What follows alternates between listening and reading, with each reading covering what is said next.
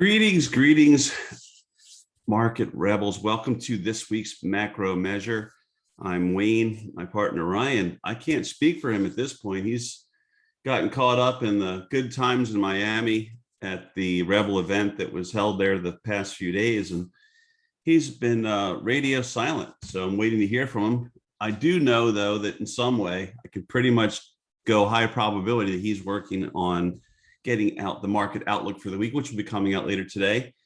It is December 11th. It's Sunday, and it's about 11:45 on the East Coast. So let's keep on moving, and we will get into this week. And boy, it is really interesting out there, in my opinion. Here's our trusty disclaimer.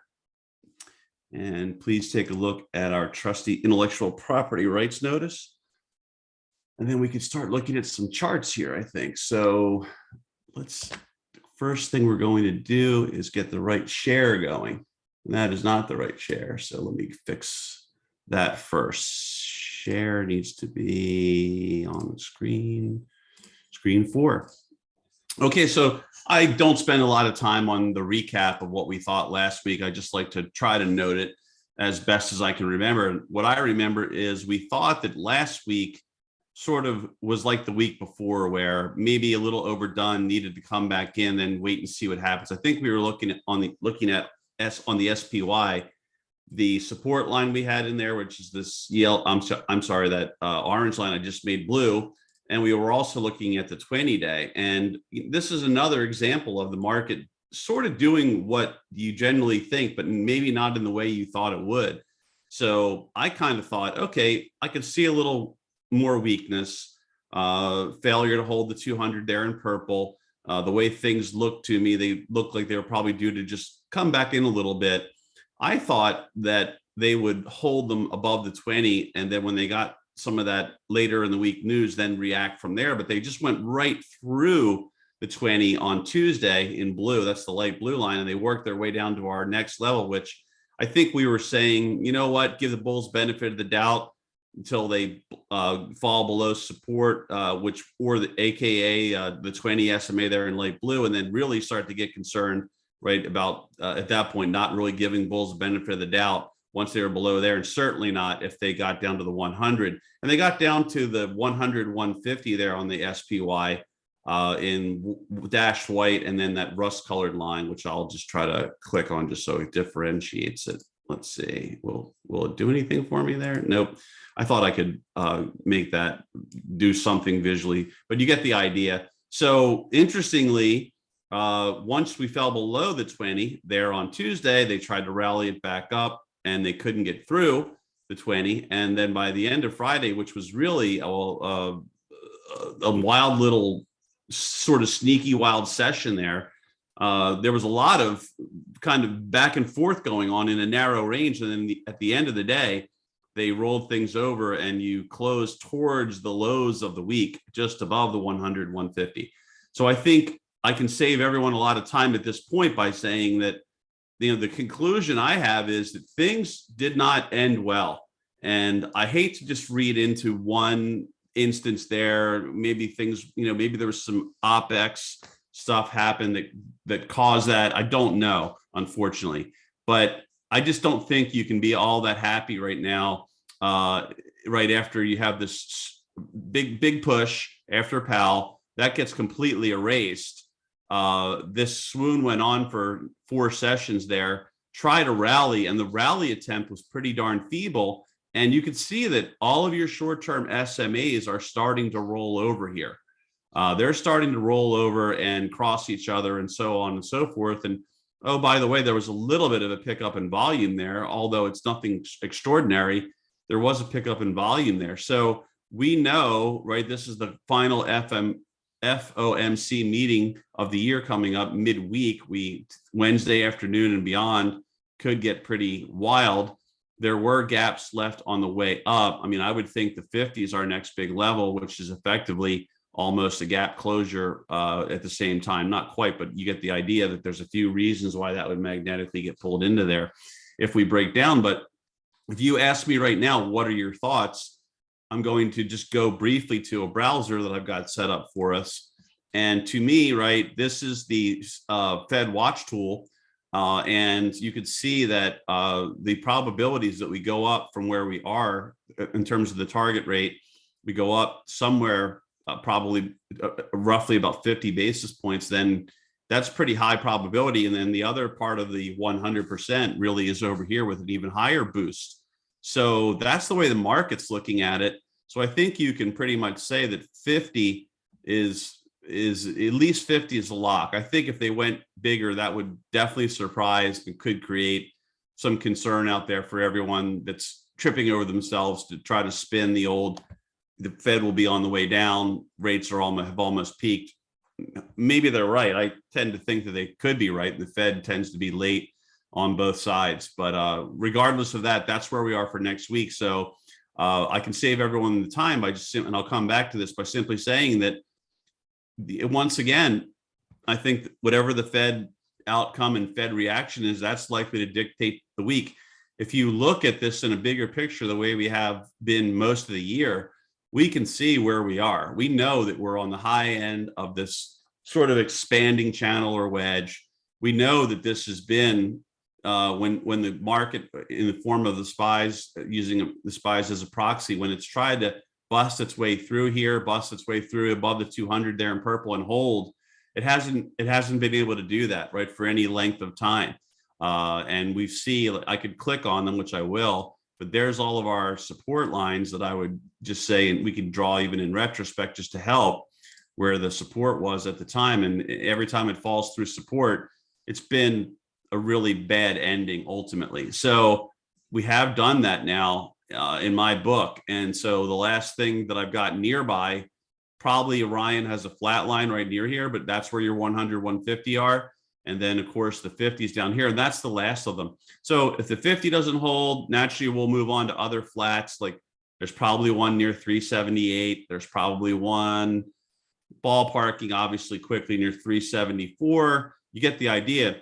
But ultimately, right, this area in here, maybe even that sort of throw over there, this big gap down where they punctuated the low, that is maybe ultimately what's in store for us in terms of a retest if the Fed doesn't sing the right tune on Wednesday, they don't like it, and things start to roll over as they have. It almost looks too obvious, but this is what has happened each and every time they try to get ahead of themselves, call an end to the, call an end to things, and try to make this bull case. To me, as much as I always have to caution against this, but as much as I sound bearish, I'm saying that the conditions are not good. I don't think things ended in a good way for bulls, but everyone that watches this video knows that they can do virtually anything depending on what Powell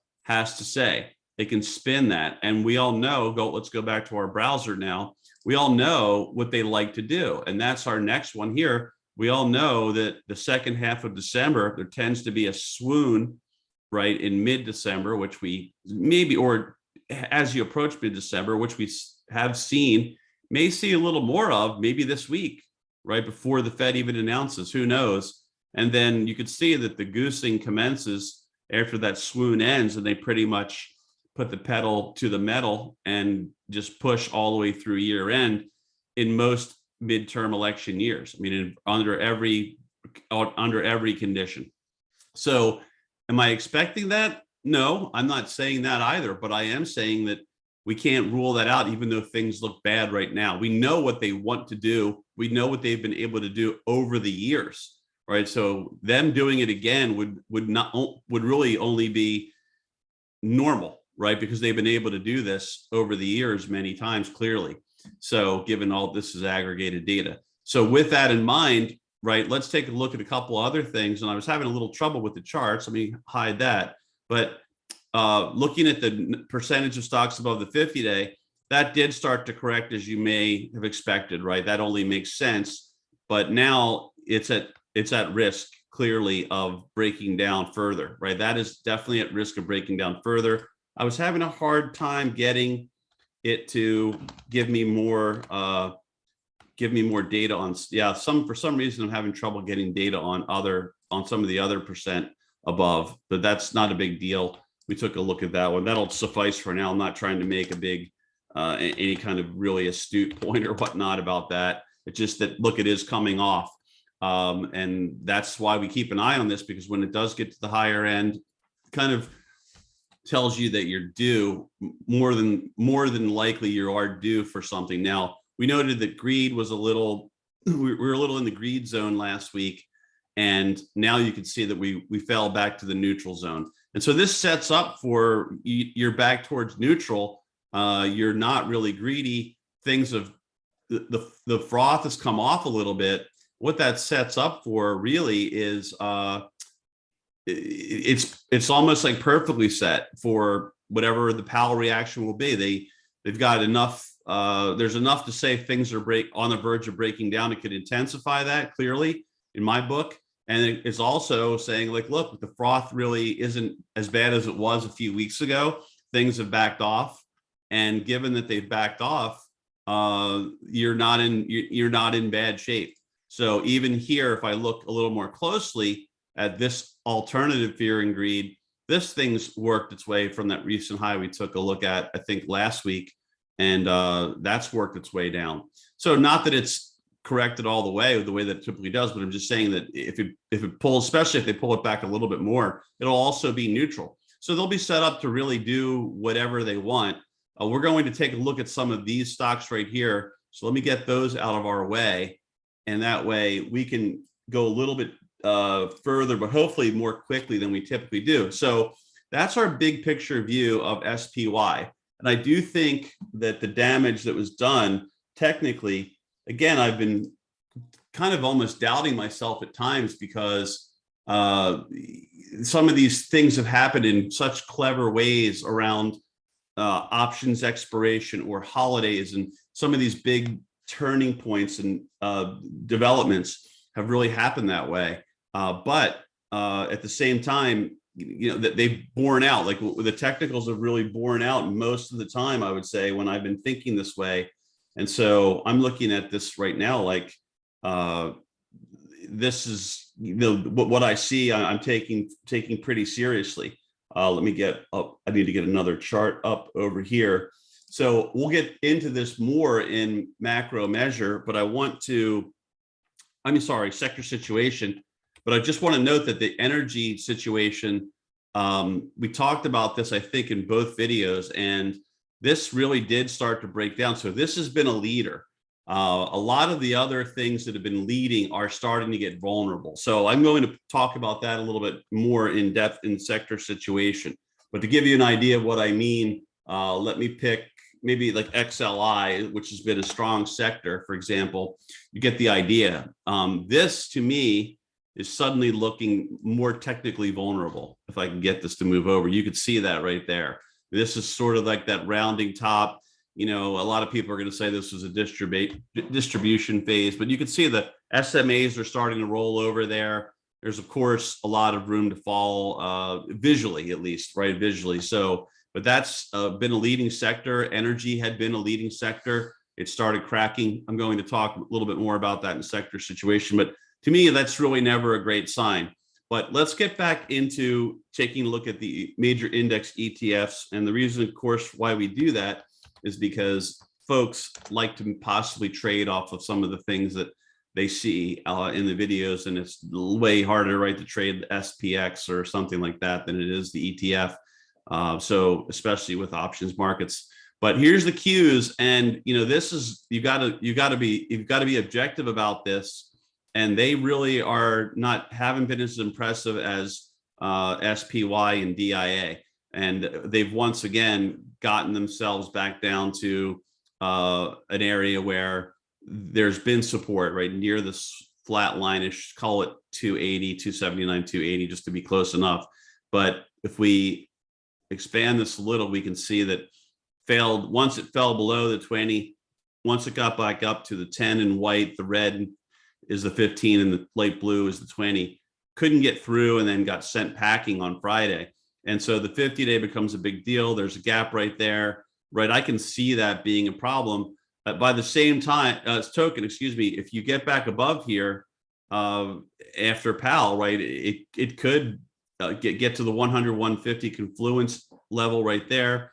And if it gets through there and this high, of course, right there, then you've got to say, well, it probably tries to go up towards the 200. Remember, that would be obviously the bullish case, and you end the year much as we have seasonality wise. But you know, this was not a great performance last week, and this to me took a turn for the worse. And it is now, I think I'm calling a lot of this into question more. I was going to give the Bulls benefit of the doubt last week, but they really blew that quickly.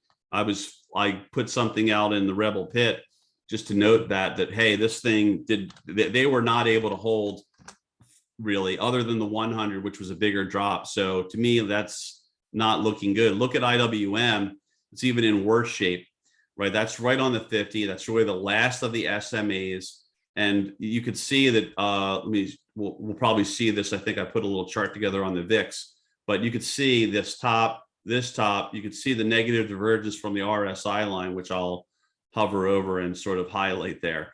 So lower RSI readings, and it starts rolling over. It's losing all the SMAs. It's below support, the intermediate term support line. So I think this is clearly concerning. I think if you're a bull, I mean, I kind of feel like, again, I think the bulls are getting closer to sort of like putting themselves on the ropes here. And I think Thinkorswim's getting a little funky. Hold on one second. Let me see if I can get this to react better. There we go. Yeah. So you've got to be, I think you've got to be concerned about that, right? You lost the 20 quickly. You lost the 100, the 150. You're right on the 50. And you've, of course, this is gone. You shredded support early in the week, and probably just to make it better, I should extend this over, just to make that a little more clear what happened there with the support line. So that does not look good. I don't know how you could like that. Of course, this is the amazing thing about charts and about the market, is that if the gang puts a little something together and works this back up, right, then you've got to start thinking, well, they're getting close to taking the 200 again. That means it'll be the third attempt, right? And you'd have to be on guard for that end of the year stuff that we talked about. So the end of the year seasonality, which is pretty positive in a midterm year. And then finally, let's take a look at the diamonds. But they were the leader, and I would say anybody that's been charting for even just a little while could see right away that, and I can put this line, I'll put a flat line right on there, but you can just see that this is now vulnerable right about, let me get this just down a tiny bit if I can. Come on. Wow, there you go. Oops. Right about there, not far away, right? We're talking about a little bit more than 1 point or so, or maybe less than 1 point, but that's going to open things up. And that would maybe, if you lose that support, that might invite a visit to the 200 there in purple. But yeah, you can't be happy about that. You can see that it just keeps weakening. The action keeps weakening there. So, but again, this could all change depending on what they do on Wednesday. So that's where I'm saving the time. I mean, pretty much, right? It doesn't look good, but you know, the summary for the week would be, doesn't look very good. In fact, starting to get pretty concerning, but all could be reversed very quickly on Wednesday afternoon. So there's the big four we usually check out. Here's the VIX, and I thought this was interesting. Excuse me. VIX has been so subdued for so long, but if you look at these RSI divergences here, and you look at I guess you'd say just the level, right? The price level, but I guess it really isn't, right? But you would look at these levels here and say they're about the same. So negative divergence preceded that right there. And then over here, we got some, okay, just got to get over here, we got this negative divergence here positive divergence here, lower low on the level of the VIX, and then you can see a slightly higher RSI, and they've produced this bounce. And this got through resistance. Now, I don't think you can chart the VIX the same way you chart a regular equity or an equity-based ETF, but regardless, right, it's showing some signs. So the market, at least to a somewhat of a degree, is is respecting the fact that there could be risk here, where it really has been a long slog lower until this week. So that's a little bit of a change. And you can see it lifted from near the lower zone that we've been charting pretty much all year. So they did get it down there, albeit briefly. Well, it didn't spend too much time down there. The very next day, they gap things up and start to goose them. But you can see that is what it is right now. So that's looking a little bit better. But again, everything is contingent in my mind upon what happens with Powell and the reaction. And again, I would say, look, any excuse they can muster, which Fin TV will be all too happy to run with, trumpet, drumbeat, whatever you want to say. Whatever happens there, they will, if they can get it going, they will get it going, right? That's their MO, right? To goose things into the end of the year, if in almost every year. Here's the dollar, which continues to weaken. And so this is it's all could be under a retest right now for all we know.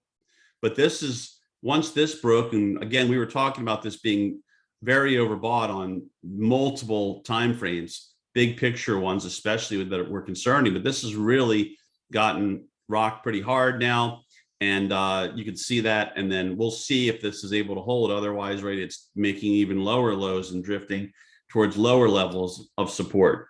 But that has, interestingly enough, right, this has really been inverse to stocks for sure this year. So the rally we've seen is, and the dollar move lower, pretty much correlated as we'd expect. Yields have done about the same. We've been noting that as well. They're trying to put a little something together. So again, maybe there's a little bit of concern bubbling up. People want to be a little bit safer in the way they're handling things. Maybe we'll see if that happens and things start to just roll over and yields keep falling. We'll see if they get there. I don't really know. Other than Fed Watch Tool, I don't really know. I think where this is going. I think this is pretty darn tricky right now. We thought earlier in the year, we thought the trend would be up based on what we knew. Now that we've had this happen, and now that you're here, and the reason I'm saying that technically, and I should put a line there, but you could sort of see what I mean. It's kind of like the 150 there in Rust is just about the same thing as this support line. But that's what I'm getting at in terms of what I don't know. If it falls below there, I mean, I could definitely see yields dropping even further, which again, that would be people going maybe for safety or just positioning themselves in bonds. And then, if they're selling bonds and yields are going up, that would be, clearly not very good for stocks the way it's been for, well, a lot of the year. So we'll see. I mean, on that one, I think it's tough right now because this is just a one-day little pop here. It's right at the 10. It's not above virtually anything, right, that we can say, well, yeah, it's breaking back out yet. I don't think. Maybe we'll see what this week brings.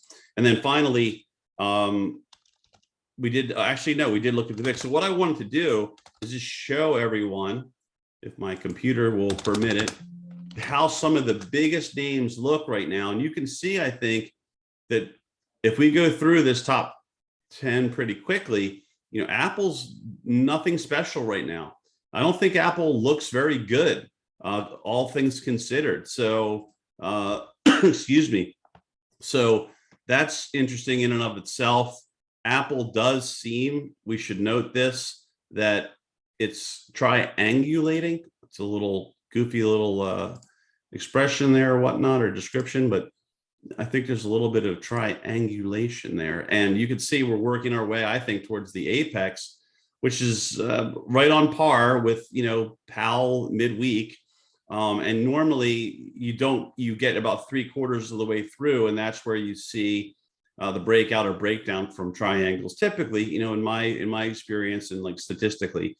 So we're getting close to that point as well. We're almost there. So something should happen there, but you can't be impressed with the fact that the market really tried to rally quite a bit, and Apple's probably closer to this low than it is that rally high.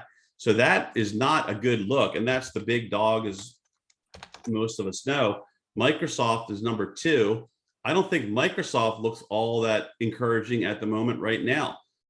Gap down here, didn't, right, this really did a little bit better maybe to hang in there with the rally than Apple, but it too is looking vulnerable, and maybe you get a retest of the 50 down here, and if you get that, there's a flat line there, of course, too.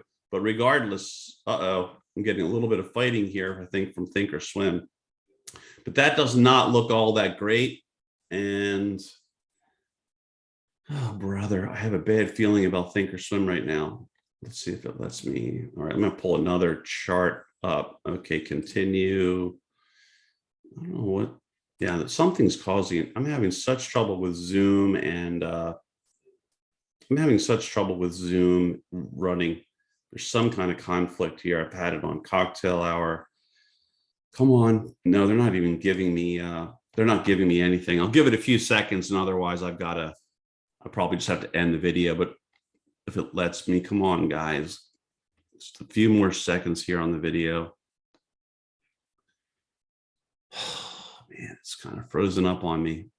I'll try for another view. I wanted to give you all another view. Maybe it'll at least let me do this one. That's not the one I wanted. Okay. Where's this one is it? Yeah. So what I wanted to show is another reason I'm concerned is that you could see McClellan oscillator, McClellan summation, cumulative volume. These things have started to roll over, right? Advanced declines. It's maybe hard to see, and I apologize, but Thinkorswim's really fighting with me. But this stuff is all rolled over, and so the action we saw, like I said to Dirk on cocktail hour, the action we saw was a little more concerning. The way that things finished the week. I mean, to me, I know it can all change with Powell. I'm not saying it can't, but it's at the moment, right? If there wasn't for Powell and all that stuff really midweek, I would be very concerned that there's about what could happen here instead of the rally that the seasonality suggests. To me, it would look like, no, you're very close to starting a rollover that could be pretty significant. So we'll see. Might be too obvious. I don't know. Google doesn't look good. Third biggest one, Amazon. Let's just keep going through if Thinkorswim permits. And that obviously, what's there to like about that, except for maybe there's a retest with a little positive divergence if it holds. But that doesn't look good, right?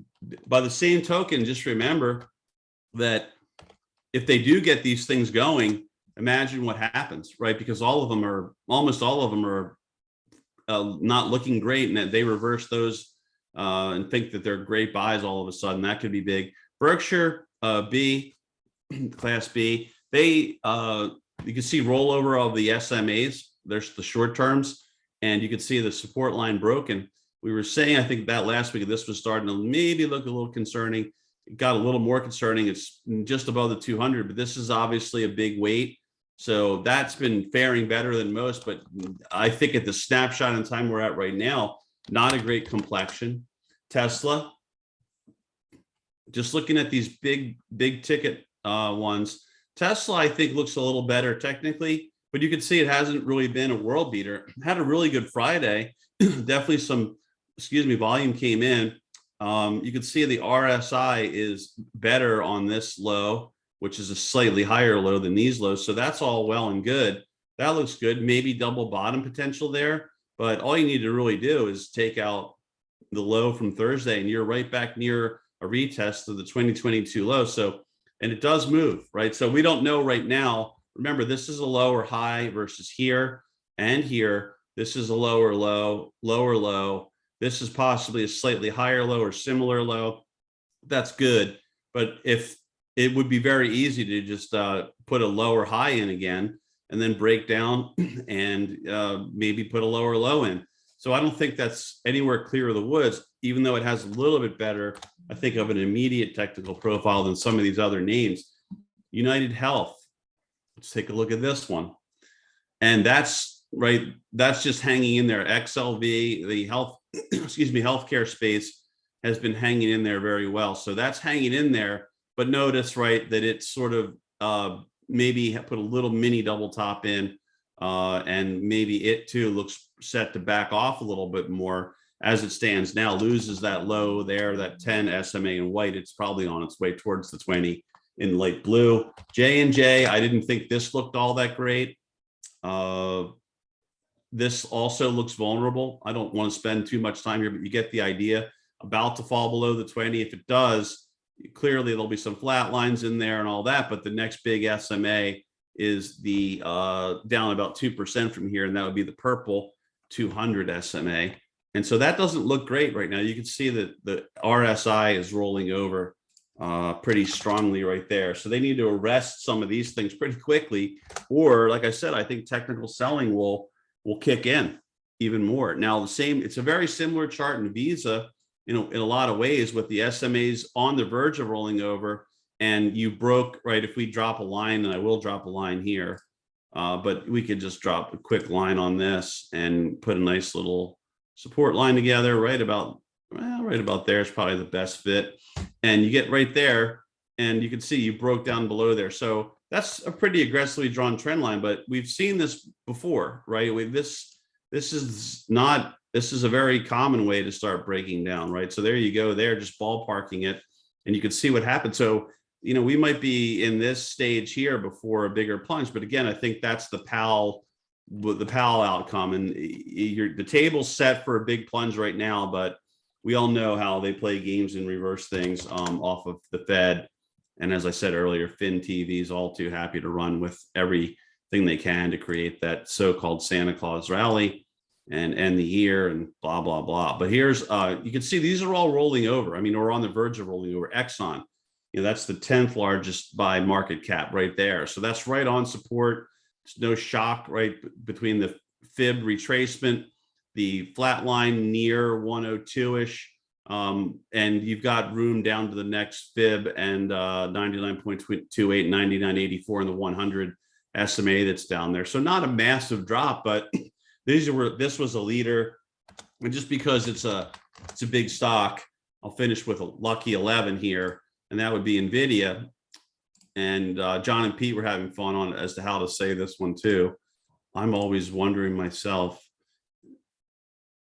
NVIDIA, I think it's NVIDIA, but here's a good, I think this is a pretty solid line just there, and that's on the verge of maybe getting cracked. But at the same time, we had ideas ready in both directions. Fortunately, it ran as a bull. I think some folks were probably able to get in on a nice little pop there when we saw massive UOA, but that has been looking good. I mean, I've been trying to get that in UOA Pro as much as I can on both sides, but just more expecting it to be a bull just because of the intermediate term trend and how it got so roasted this year.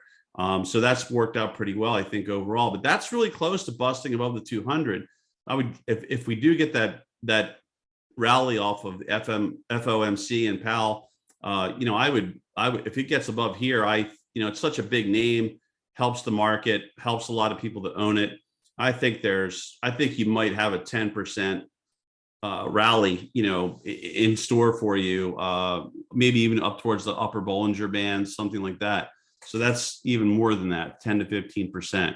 So anyway, just to give you an idea, those, for the most part, though, those big stocks, they're all looking vulnerable at the moment. We've seen deterioration in some of the market breadth measures. And things to me look like they're on the verge of rolling over. And if you, again, to kind of conclude this week, I would say that if I were not worried about Powell, or Powell wasn't even there, right? If it was just a normal week, I would say this is looking like it's just about to break down. These things are on the verge of breaking down, and I would go with it. And I still would early in the week, but you got to be smart and prudent once you get to late Tuesday, early Wednesday. We have seen the gang put some interesting little pre-FOMC stuff together at times. They ran it. At times they've sold it off. At times they've bored us to tears. But that's what they do. But you just got to be prepared. And